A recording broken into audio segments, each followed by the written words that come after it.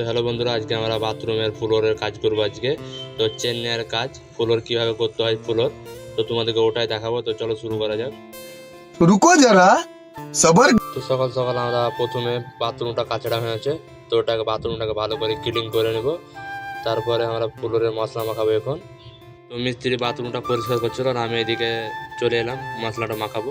তো মশলা মাখাবার পর পানি দিয়ে রেডি করে দিয়েছে মিস্ত্রি, ভিতরে টিপ মিপ সব রেডি করছে। তো মশলা দিয়ে দিয়েছি, টিপ করছে এখন। তো মশলা দেওয়ার পর প্রথমে একবার চেক করে নিচ্ছে কতটা কোয়াচ আছে, দেখছে তাই কষ্ট ভেঙে নিলাম আমরা। তারপরে ঘোলা দিয়ে বসিয়ে দেবো এবার। তো দেখতে পাচ্ছ আমরা বসাতে লেগেছি 2 mm প্রেসার ভরে।